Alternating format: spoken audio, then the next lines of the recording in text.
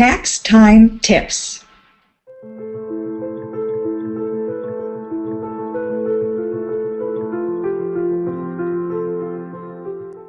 And welcome again to 6 Weeks to Wellness from inVibeHealth.com with your host Jan Fitzpatrick. And yes, we are talking tax time, but it's a 4-part series, so we're going to be talking about these stressful times and what you can do about it. So Jan, what are we covering in today's tax time tips? Are you going to tell me how to fill out my 1040 form? What are we doing here? Well, have you been thinking about your taxes? I have. Are you done already? No. Oh, too bad. Well, can't give you any congratulations then. Did you apply for an extension to avoid the pressure? No, I'm going to get it done. Okay. Or are you in the final throes of completing them? Not even close. Okay.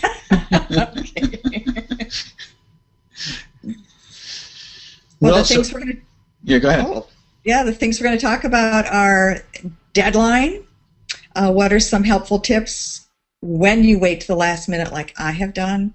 And what can you reduce or eliminate the last minute crunch next year? All right. I need your help, Jan. So, all right, let's talk deadline.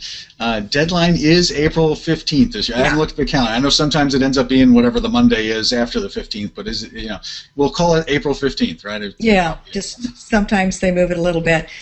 Well, to make that deadline at this point, it takes planning, education, and focus. Okay. I used to do it. I used to do the family taxes all the time.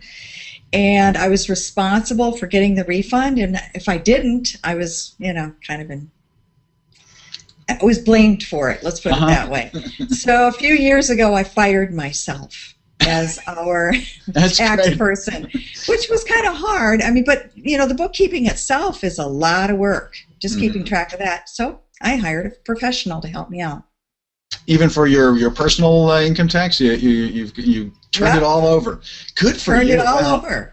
You might inspire me, Jan, because I've turned over some of the more complicated business things, but I tend to still do the personal stuff and suffer through it.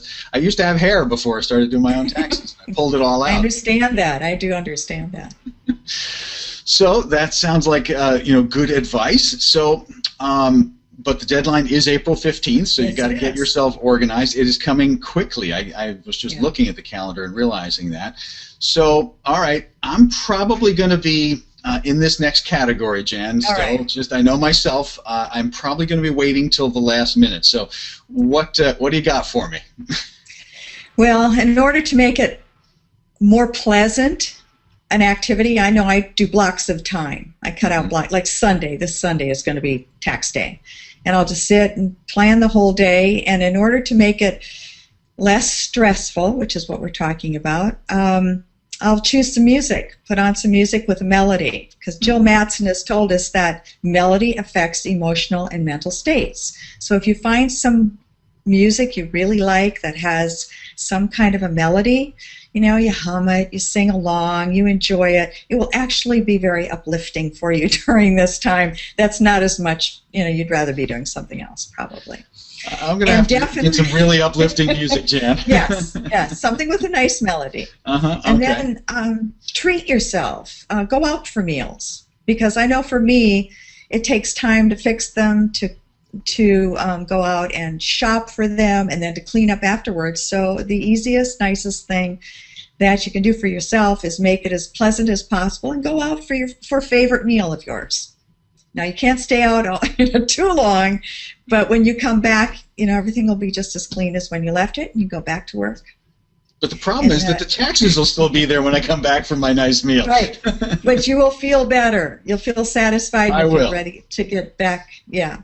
And the third is what we've kind of talked about already, is to hire a professional to do your taxes. It's already enough work to gather the information, and it's more important for you to focus on remembering your income and the deductions, because at the last minute, you might not remember some charitable giving you did, or you might even forget that you forgot to print out a receipt that you absolutely need. So better to focus on the bookkeeping part of it and leave the filing and all that stuff to a professional. There you go. I like that. So, all right. So, what can I do to not repeat this cycle? Since I do seem to repeat this cycle over and over again, how can we plan a little bit better to eliminate some of this last-minute crunch time stress next year? Well, I found that I really need to use personal finance software, and there's a whole lot of them out there. I use a free one called iBank. It has some inconvenience in using, but I've made it work for me. I've used other ones as well.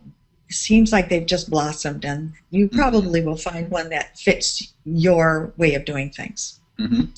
The second thing is to save everything. Yeah, I don't know if you've had a little chat with your IRS office lately. I have, and they really want to see everything on paper. So if you are getting receipts from your email, print them out. You know, showing them the roster of your credit card just doesn't cut it. They want to see the original receipt and itemized if possible.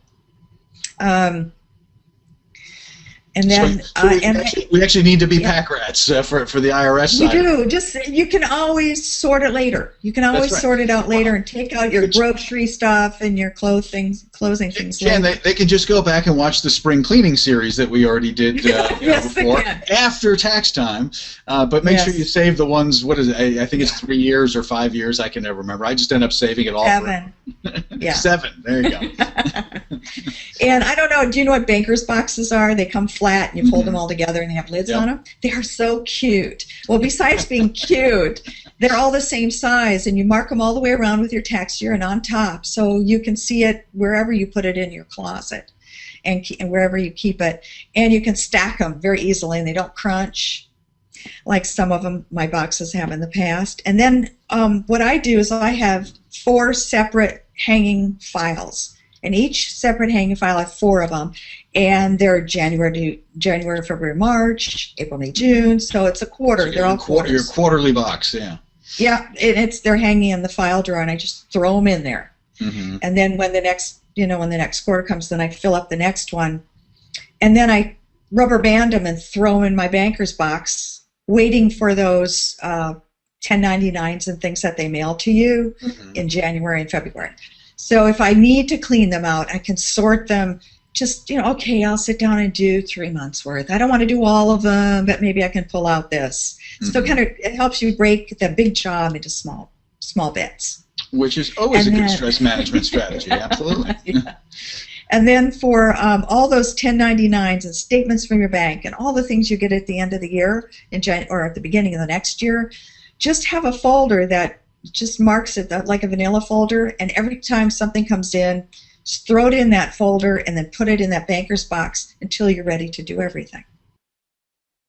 That sounds incredibly organized, Jan. Lose it. That way, everything's together when you finally decide it's time. That sounds like a better system than mine, Jan. So, I mean, I'm going to save this episode and I'm going to tweak. I like the banker's boxes.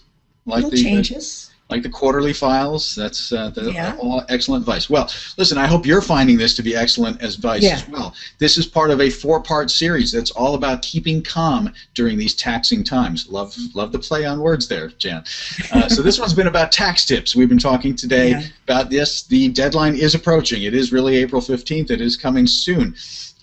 If you're a last-minute person like myself, well, Jan just went through a whole bunch of good stress management tips to kind of deal with that. But then prevention is a great idea. So preparing for next year by being a little more organized and preempting some of that stress so that you don't have to live through it at the end. If you're finding this helpful, you want to make sure you are connected with Jan over at invibehealth.com. Get on her mailing list so that you get notifications. She's got lots of blog posts in addition to these great video series that she does, and she's got a free book for you. So if you click on the little book banner that is right there at invibehealth.com, you can download her Amazon.com book for free. You could go buy it on Amazon, but you could get it for free just by clicking on that banner, getting on Jan's mailing list, and you won't miss out on the rest of this series so that you don't have to be so stressed out by these taxing times. So Jan, until part 2 of our 4-part series, I look forward to speaking to you again. Thanks a lot. See you next time.